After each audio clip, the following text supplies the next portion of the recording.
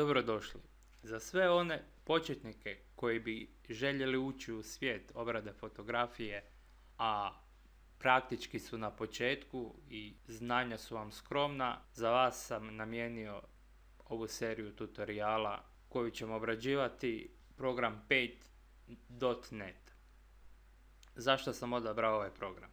Prvenstveno zbog toga što sadrži sve osnovno što vam je kao početniku potrebno, besplatan je, a na kraju krajeva odlična je podloga za danas, sutra Photoshop i jednostavno ga smatram prikladnim za početnike. Program je dostupan za Windowse pod imenom Paint.net ili ukoliko ste korisnik Linuxa, tamo se zove, ako se ne varam, Pinta. Program pokrećemo pomoću ove ikone i kada ga prvi put pokrenete, program bi trebao izgledati otprilike ovako. Osnovno upoznavanje sa sučeljem programa na brzinu imamo traku sa izbornicima, imamo prozor sa alatima. Dakle, ako zadržimo miša iznad bilo kojeg alata, pojavit će se njegovo ime. Nažalost, u trenutku izrade ovog tutoriala, dakle program u verziji 3.5.1 nije imao prijevod na hrvatski jezik. U budućnosti možda se pojavi, za sada smo osuđeni na engleski. Nadalje imamo prozor za odabir boja koji se dodatno može proširiti za fino podešavanje, ali za sada ostajemo na osnovnom. Imamo prozor u kojem je prikazana povijest naših poteza i jedan okvir koji se zove Layers. Nije riječ o nikakvim lažljivcima, nego o slojevima. Ovo će vam biti najomiljeniji dio kada ga savladate. Za početak, što reći o radu sa fotografijama? Prvo i osnovno što bi trebalo naglasiti da ovaj program koristi lajere, odnosno slojeve, i to je prilično moćna funkcija koja će vam omogućiti puno toga. Sada, ukoliko niste upoznati sa pojmovima format slike, kompresija i tome slično, bilo bi lijepo da konzultirate Wikipediju ili bilo koju internet stranicu na kojoj se mogu pronaći odgovor na ta pitanja, jer ovdje jednostavno nećemo imati vremena za obradu tih tema. Ukoliko će biti nešto važno po tom pitanju, objasniti ćemo u tijeku samog tutoriala, ali nadam se da će ovo biti sve jasno, pa da krenemo sa nekim osnovama. Kada pokrenete program, pojavit će se bijela slika. Bitno je napomenuti da na računalu ovo ne predstavlja prozirnu boju. Zato jer računalo raspoznaje boje, dakle ovo nije komad papira, ovo je digitalno doba, da tako kažem. Evo recimo, obrisati ćemo ovu bijelu površinu tako da ostane prozirna podloga, pozadina.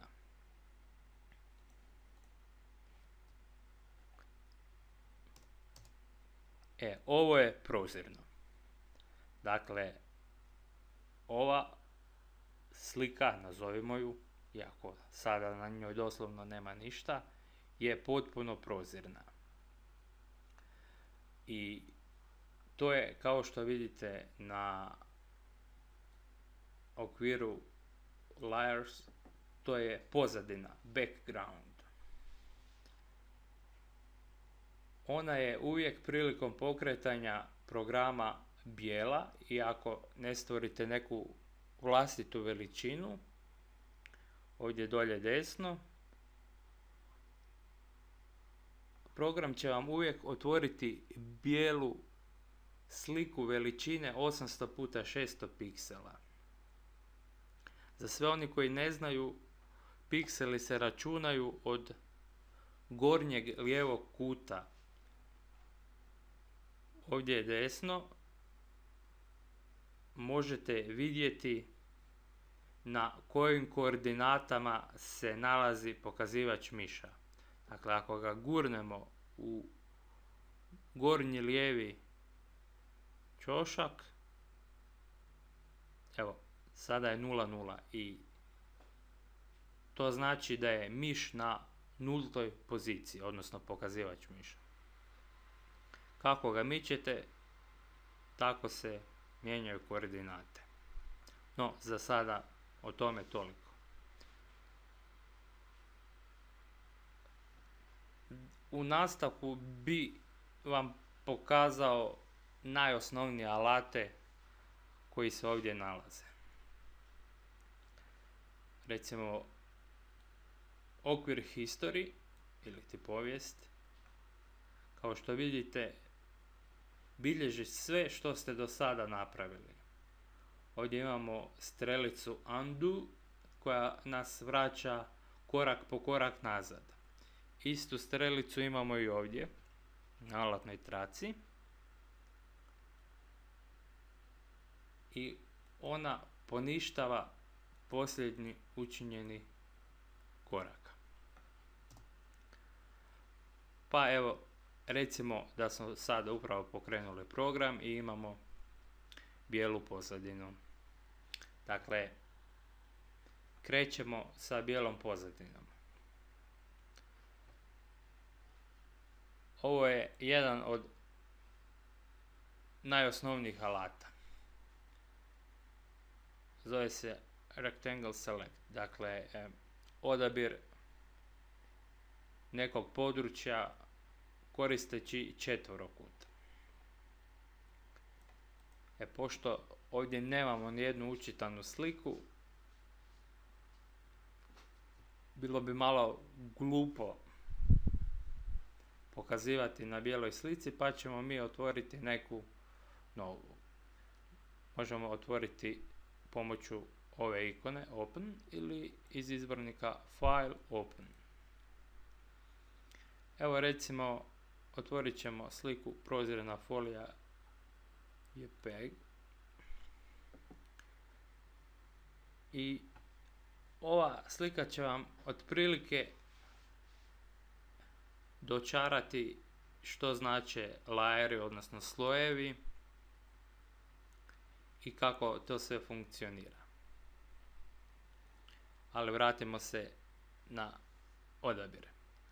Dakle, upotrebom ovog alata označavate neki dio slike. I radnje se odvijaju samo na tom dijelu slike koji je označen. Dakle, sve ovo izvan toga trenutno ne postoji. Dakle, možete koristiti ovaj alat Move Selected Pixel i dobiti ćemo efekt da smo izrezali dio slike i kao što vidite ovo je ostalo prozirno, šuplje, prazno. Vraćanje nazad na gotovo identičnu poziciju je malo škakljiv posao, pogotovo ukoliko nemate dobar miš ili jednostavnije je koristiti undo koji će to napraviti za vas. Ako ste željeli označiti neki drugi dio, vidite da klikanjem okolo ne možemo poništiti odabir, odnosno selekciju. ali možemo ovdje u izborniku Edit, posljednja funkcija je deselect ili Ctrl D ukoliko koristite tipkovnicu. Kao što vidite, ja sam u međuvremenu uspio sa originalnog mjesta pomaknuti sliku, pa ćemo to vratiti u originalno stanje. Dalje bi vam pokazao lasso select. On služi za odabir nepravilnih oblika. Recimo, njime možemo odabrati broj 2 ili možemo odabrati broj 1 ili bilo koji nepravilni dio slike koji želite. Dakle, ako je jako razgranato, za to vam služi ovaj alat. I naravno i dalje odabrane piksele moguće preseliti.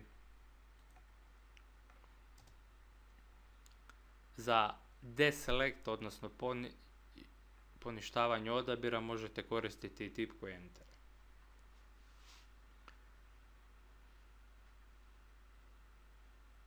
Ovaj alat Move Selection u biti samo miče odabir. Evo recimo ovako. Označite ovaj dio slike i ako koristite ovaj alat nećete pomaknuti taj dio slike kao u slučaju korištenja ovog alata, nego samu selekciju. Dovedete na poziciju koju želite i odabirom ovog alata to se miče. Sljedeći alat je elipsa. Jednostavno za odabir elipsastih oblika, ukoliko želite da vam krug bude uvijek pravilnog oblika, i recimo ako vučete miša u lijevo ili u desno, gore, dolje, ne zadržava se pravilni oblik kruga, nego je potrebno pritisnuti tipku Shift i držati. I automatski dobijamo pravilni krug. Kad smo odabrali željenu veličinu, Move Selection i na neki dio koji želite, i to je to. Sljedeći alat je Zoom. Kao i većini drugih programa služi za povećanje nekog dijela slike. Zoom imate i ovdje. Evo, ovdje upravo možete saznati da je zoom koji smo sada napravili 408% od originalne veličine. 100% je originalna veličina slike, a window je prisiljavanje da slika stane unutar ovog radnog prostora. Dakle, ukoliko imate ogroman ekran, ova slika će vam biti u 100% veličini prikazana. Recimo ja konkretno radim na laptopu i meni je na 59% veličine. Evo, to se vidi gore lijevo u ćošku. Dakle, prikazano je 59% originalne veličine da bi stalo na ekran. Nadalje imamo Magic Wand. Služi za odabir nekog područja. Evo, kao što ste mogli primijetiti, kada odaberete neki od alata, na ovoj tu traci se prikazuju određene mogućnosti podešavanja za pojedini alat. Ovaj alat vam služi za odabir pojedine boje. Pošto ovdje izbor boja nije velik, otvoriti ćemo jednu sliku. Šta ćemo? Evo imamo štrumfove. Evo, kao što vidite, ovo je samo 24% njihove originalne veličine. Tu imamo malo veći izbor boja, pa će vam lakše biti objasniti ovaj alat. Evo, usput da napomenem, ukoliko vam neki od ovih prozora smeta, možete ih skloniti ili promijeniti veličinu. Uglavnom, pomaknite ih tamo gdje vam najmanje smetaju. No, vratimo se mi na naš alat. Ovdje, recimo, morat ćemo ovo skloniti. Kliknite ovdje i on vam automatski odabere cijelu površinu crvene boje unutar istog područja. Dakle, neće označiti istu boju ovdje dolje ili na ovoj tu vrpci, zato jer njegove mogućnosti su limitirane na toleranciju u ovom slučaju od 50%. Dakle, ukoliko je razlika u tim bojama 50%, on vidi samo tu razliku. Recimo, ako stavimo na 100%, njegova tolerancija će biti gotovo nikakva, odnosno 100% u biti. I gdje god da označite, praktički on će vam označiti cijelu sliku, jer je praktički zanemario sve nijanse. Ako stavimo na 15%,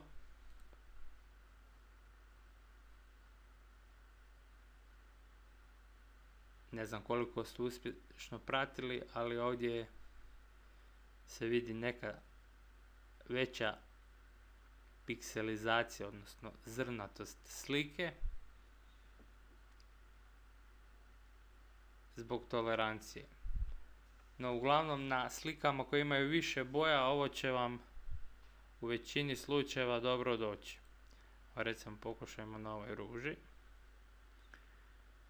Na 15% tolerancije je odabran donji dio, 32% tolerancije.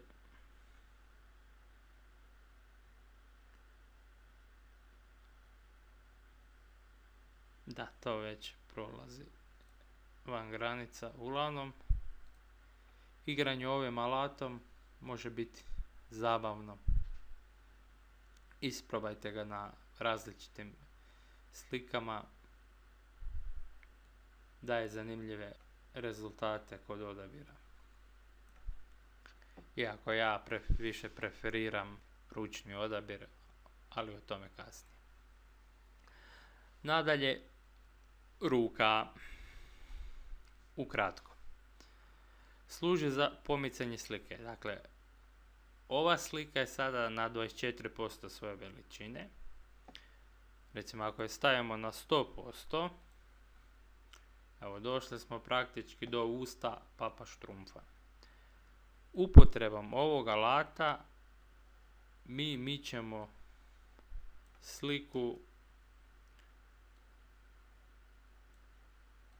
do onog područja koje nama treba, koje želimo obraditi.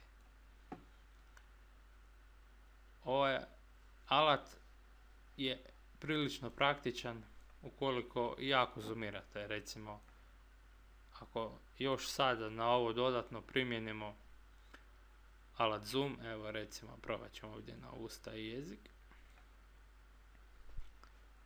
onda za pomicanja je puno praktičnije koristiti ovaj alat od recimo horizontalnog kliznika i vertikalnog, zato jer vam je ovdje veća mogućnost kontrole. Uglavnom vratimo mi to na ovih 24%. Kantica za boju. Ona također ima toleranciju kao i ovaj čarobni štapić, samo ispunjava određeni dio slike bojom. Evo recimo, vratit ćemo se na ovu sliku. I na ovoj fotografiji bi vam lakše bilo objasniti ovaj štapić. Recimo, evo na 50% koja je originalna vrijednost. Dakle, nije dovoljno velika razlika u bojama da bi označio samo ovaj tu dio. Ako ste dobro primijetili, brojevi 1 i 2 nisu označeni. To možemo dokazati da, tako da pomaknemo sliku i vidi se točno koji dijelovi područja nisu ušli u taj automatski odabir.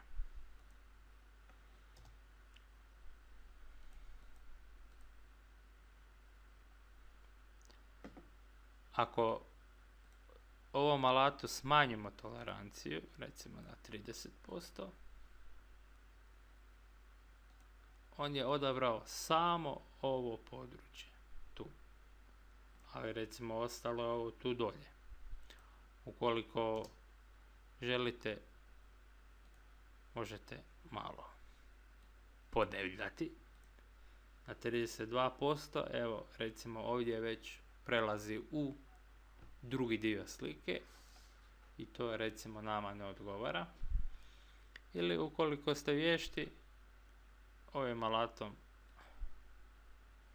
naravno, možda je riječ o žurbi,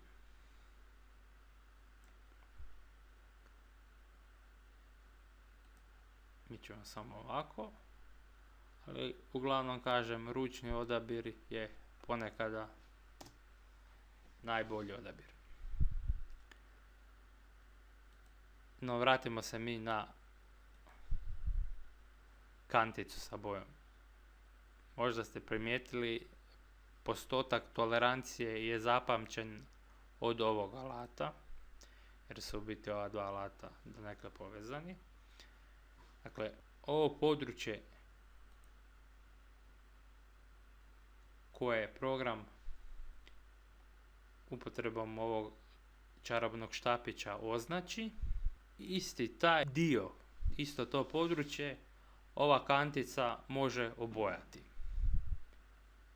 Dakle, kratko rečeno, pomoću ovog alata možete provjeriti što će vam ovaj alat obojati. Nadalje imamo alat Gradient. On ima isto mogućnosti podešavanja kao i ovi alati. Zapravo ovdje sam zaboravio napomenuti da uz ovaj alat ide i odabir boja, što je osnovno. I postoje primarna i sekundarna boja. Evo recimo za primarnu boju odabrati ćemo crvenu. I obojati ovaj dio. Ukoliko nam se ova boja ne sviđa, možemo poništiti pa odabrati recimo žutu. Evo recimo neka ostane žuta. Zašto žuta? Zašto ne bijela? Primarna boja dolazi u funkciju ili do izražaja ako kliknete lijevom tipkom miša. No ako na isto područje kliknete desnom tipkom miša, program primjenjuje sekundarnu boju, u ovom slučaju bijelu. Ukoliko ih želite zamijeniti, koristite ove dvije strelice. Dakle, ovdje možete vidjeti koja je boja odabrana, primarna ili sekundarna. Recimo, mi želimo sekundarnu boju da bude zelena, a primarna da bude crvena. I tako uvijek imate mogućnost korištenja dvije boje na dohvat ruke. Dakle,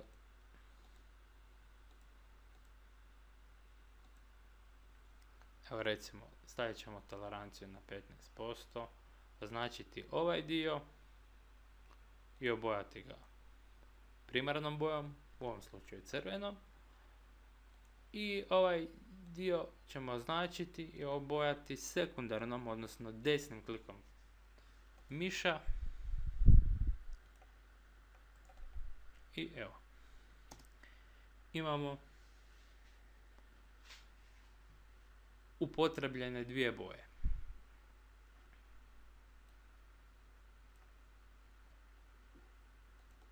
Evo, recimo da to vratimo na staro. Imamo alat gradient. Evo, njega ćemo toleranciju postaviti opet na 50%. Ili ne, evo ne bude, nekih 31. I opet ćemo označiti ovaj dio slike. I ovaj alat ima nekoliko mogućnosti, odnosno kombinira primarnu i sekundarnu boju da bi ih pravilno raspodijelio po označenom području. Dakle, odabirom ove opcije linearno, program će vam, recimo, iz lijeva na desno, ako vučete tipku miša, rasporediti od primarne prema sekundarnoj boji. Recimo da smo imali žutu, ako to je žuta i recimo ljubičasta, program, kao što vidite, raspoređuje od žute prema ljubičastoj. I isto možete napraviti od zgora prema dolje, iz desna na lijevo i tako dalje i tako dalje. Ovo nam je dalje označeno. I odabiremo drugu opciju, linearno ali reflektirano, odnosno sada je pozadina praktički obojana u sekundarnu boju, a mi samo dodajemo linearnu, odnosno primarnu, pardon. Znači da može od zgora prema dolje, iz lijeva na desno. Ukoliko uhvatite ovu točkicu, možete odabrati gdje će to sve početi i na taj način dobijete željeni efekt. Dalje imamo dijamant. Dakle, boje se šire u obliku dijamanta. Dakle, mjesto gdje ste počeli i prema van. Možete rotirati u kojem god smjeru želite i smanjiti ili povećati ovisno o vašim željama. Nadalje imamo radijalno, nešto slično, samo je riječ o krugu ili kugli. Dok je sve označeno, možete zamijeniti boje, primarnu i sekundarnu. I posljednja opcija, conical, koja u biti kreće iz jednog ćoška, odnosno ovako će biti bolje da krenemo iz sredine.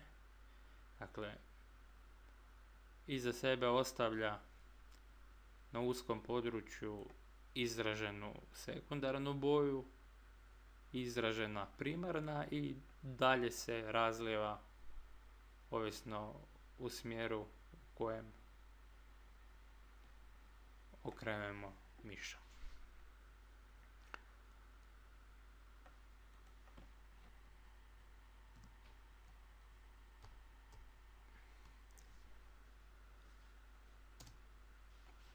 Ovo je najjednostavniji alat kojeg vjerojatno možete koristiti, riječ je o kistu. Za razliku primjerice od Photoshopa, ovo ima jedan jedini oblik i ovdje mu biramo veličinu. Recimo radit ćemo se na crnu i bijelu boju.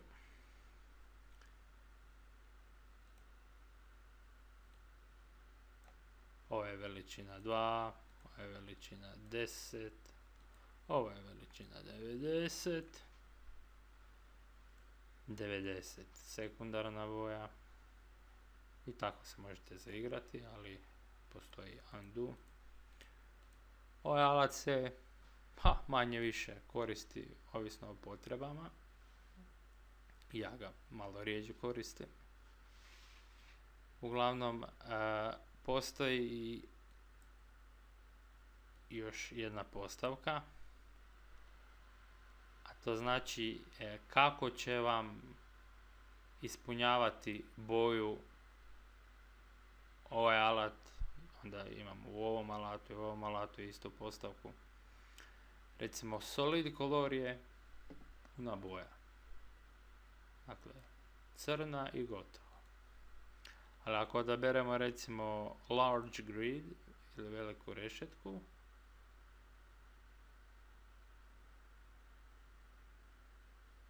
onda vidite da ovdje više nije riječ o čisto crnoj boji, nego je crne boje samo rešetka. Recimo, zanimljiv efekt ćemo dobiti ako samo okrenemo primarnu i sekundarnu boju. I sada je stvar već bitno drugačija. Šema je u biti ista, samo su boje zamijenjene. Dakle, imamo bijelu rešetku na crnoj pozadini. A ovdje imamo postotke ispunjavanja, recimo 75% je bijelo i 25% crno. Ukoliko okrenemo, situacija je naravno obratna.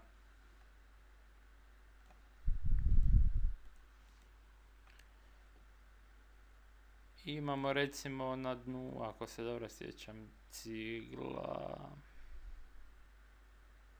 Da, evo imamo horizontal brick. I ako odaberemo recimo crvenu boju,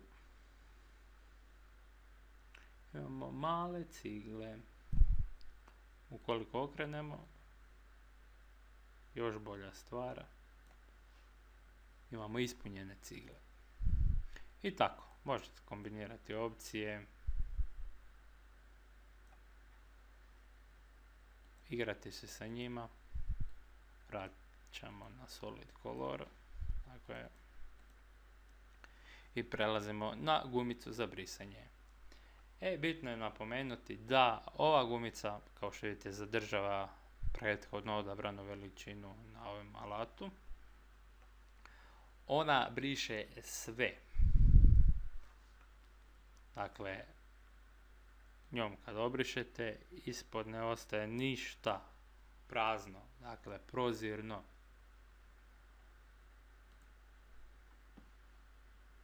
I tu nema previše mudroli kod ovog alata, jednostavno briše sve, možete promijeniti veličinu i to je to.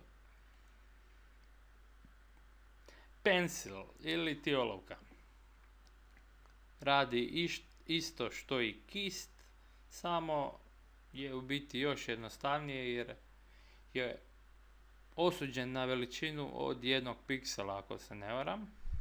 Recimo, on je jako dobar za fina podešavanja. Evo, recimo ovdje, ako primijetite, ima jedna mala nepravilnost gdje nedostaje crne boje. Evo, to je ovo područje, zoomirano. Dakle, recimo sad možemo uzeti crnu boju i olovku i popuniti to područje. Kad se vratimo na ovu originalnu veličinu, odnosno prilagođenu 59%, popravili smo taj nedostatak, a jedva da se vidi neka razlika. Naravno, postoje načini da to bude puno bolje, ali za sada je to otprilike ovako. Sljedeći alat je kapaljka. Dakle, ukoliko imate više boja, evo prebacimo se ovdje na drugu sliku. Recimo, ukoliko kapu od ovog štrumfa želimo obojati primjerice u boju koje boje ovaj poklon, žute. Dakle, ovdje odaberemo žutu boju i ona je automatski postavljena kao primarna. Ili recimo crvenu, plavu i tako. Evo recimo možemo odabrati boju ruže i ofarbati mu kapu u tu boju.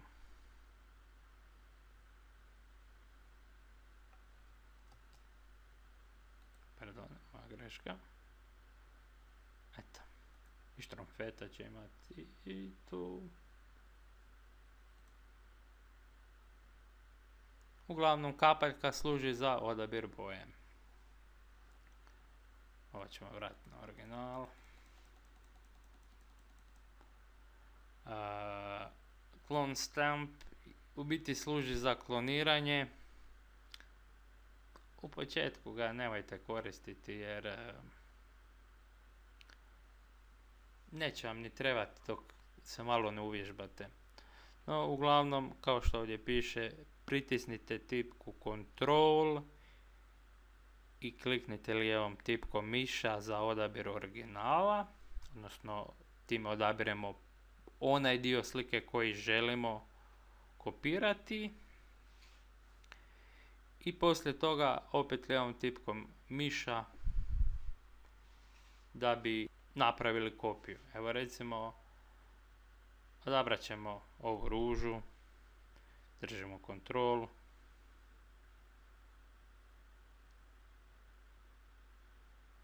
i evo, dobili smo kloniranu ružu. Igrajte s ovim alatom ako vam je zanimljivo, ali u početku jednostavno ništa. Recolor zaista ćemo preskočiti. Tekst. Evo, vraćamo se na ovu sliku. Ovdje ćete uglavnom imati sve slike koje otvorite. Količina slika koje možete otvoriti ovisi samo o količini memorije koju ima vaše računalo. Ova žuta zvjezdica znači da se je nešto na slici promijenilo. Ukoliko sliku otvorite i nikad ju ne taknete, ovog nema i znači da niste ništa dirali. Stali smo na tekstu.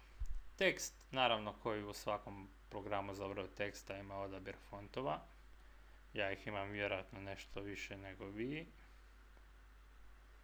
Ali mislim čak da ih 20-ak dobijete bez obzira koliko dodatnih fontova imate instaliranih. Evo, odabrat ćemo crnu boju i bijelu. Kako radi alat? Nema tu neke mudrolije. Evo, recimo, odabrat ćemo veličinu 48, tek toliko da se bolje vidi. I ja ću odabrati font, recimo Roboto, to je font kojem su i ova slova napisana, odnosno brojevi, pardon. Evo, Roboto. Dakle, gdje kliknemo, tu počinjemo pisati. Dakle, kliknemo tu i ovo je mala škola paint.neta.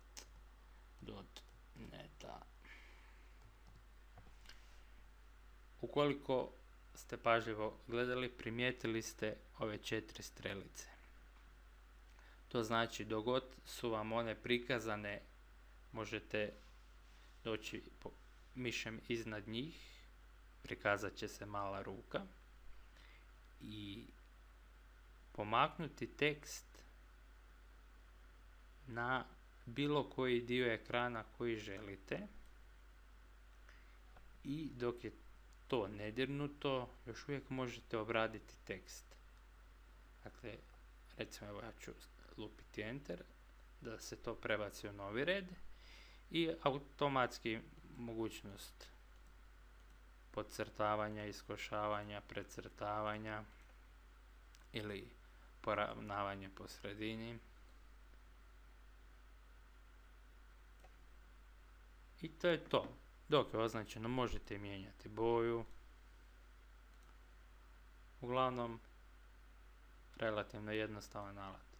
Ali čim maknete selekciju, to je to. Više nema odabira. Jedina pomoć vam je undo, odnosno ponovno pisanje.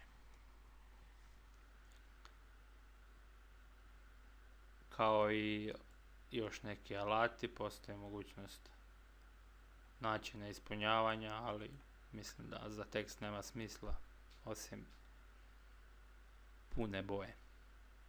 Sljedeći alat nam je linija. Veličina 90 će nam biti previše za ovaj alat, recimo odabrat ćemo 20. Što znači ovo tu? Dakle, opet postoji odabir ovih mogućnosti, njih trenutno nećemo koristiti. Ovo je način na koji počinje crta koju ćemo nacrtati, dakle ili će biti sa oštrim završetkom, odnosno po 90 stupnjeva. Imamo dvije vrste strelica i zaobljeni kraj, odnosno početak, pardon. Evo, mi ćemo staviti da je početak zaobljeno, ovo je isto za kraj i kakva će biti crta? Puna, isprekidana, crta točka, crta točka točka, crta točka točka, crta i tako u nedogled ili samo točkice. Evo, mi ćemo za sad odabrati crvenu boju pune crte. I krećemo od bilo kojeg željenog dijela slike, povučemo liniju u smjeru kojeg želimo.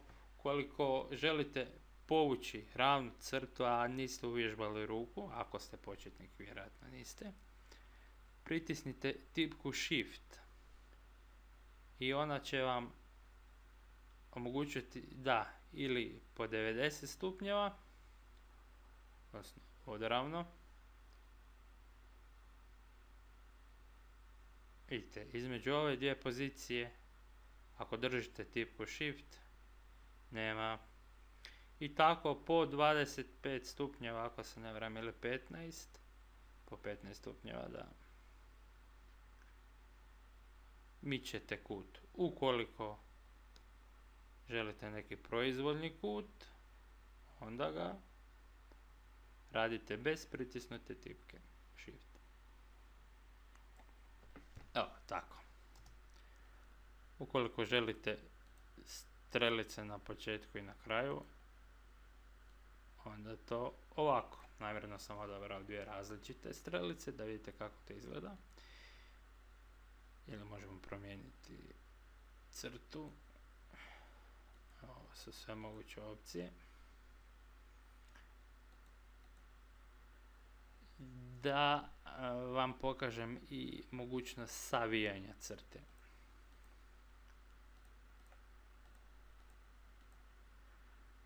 A zapravo evo, neka bude ravno. Dakle, povučemo crtu proizvoljno i primijetite da imamo 4 mala kvadratića. Dok god ne maknemo selekciju, to je sve moguće pomaknuti.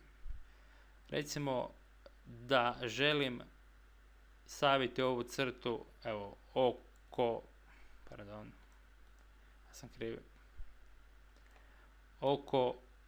ovog tu ćoška, kuta. I recimo sve do ovdje tu. Dakle, ovo odvučemo ovdje. Ovo odvučemo ovdje. Ovo odvučemo ovdje. I ovo prilagodimo tu. Ako nismo zadovoljni, onda se malo tu još vratimo. Ovo poravnamo. I tako. Uglavnom, dok ne uvježbate ruku, ovo će vam možda izgledati malo nespretno, ali nema ponavljanja i majka znanja.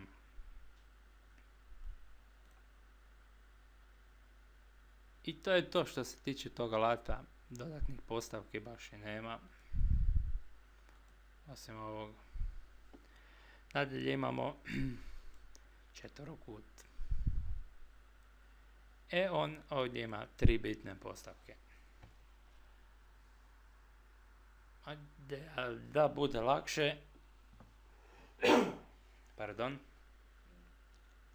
za sekundarnu boju ćemo odabrati crn. Ako odaberemo prvu opciju, nacrtat će vam samo vanjski rub, odnosno samo sekundarnu boju. U našem slučaju, samo primarnu boju. Samo crvena boja. Dakle, ovo je debljina crte koju želimo. Sad će biti 10. Recimo stavit ćemo 5. Evo, tako, 5 će nam odgovarati.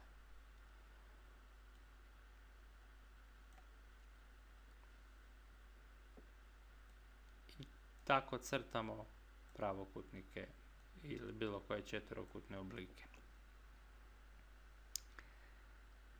Druga opcija, samo ispuna. Dakle, nema ruba. Primarna boja, ali nema ruba. I treća opcija je gdje se koriste jedna i druga boja. Dakle, imamo crveni rub i crnu ispunu. Ili ako okrenemo, dobijemo ovaj efekt.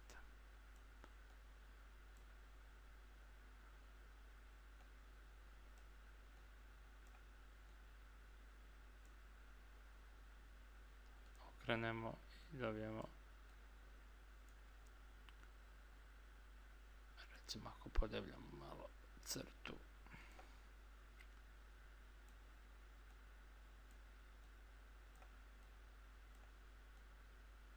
Eto, za osnove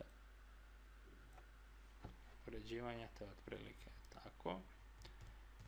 Poništavanje možete odraditi na tipkovnici, Ctrl Z, dakle Ctrl Z ili Ctrl Y za suprotni smjer. Ovo je praktički isti alat koji ima okrugle rubove. Ovdje se ne vidi, evo tako.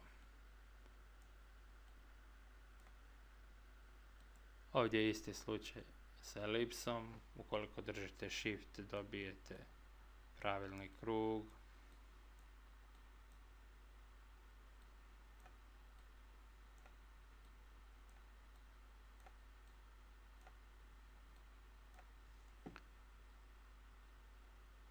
Dakle, to ćemo isto poništiti. I freeform shape. Dakle, to je praktički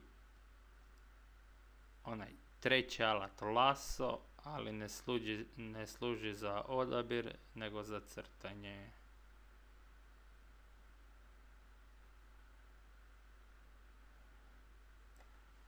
Eto, naravno uz malo vježbe, to će se sve usavršiti. I to je ukratko prikaz svih mogućih alata sa ove alatne trake. Evo, ovo ćemo poništiti. Što za kraj ovog dijela napraviti? Da, evo recimo objasniti zatvaranje slika. Kada želite zatvoriti neku od slika koje ste otvorili,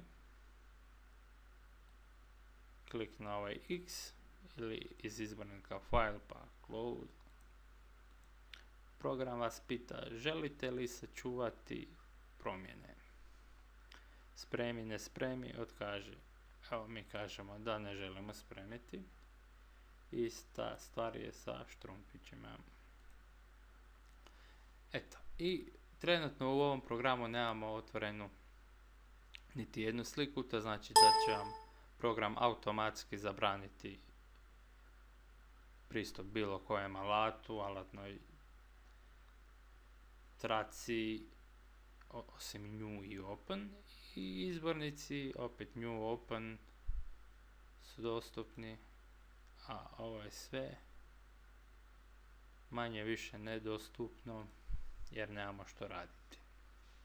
Za ovaj nastavak toliko.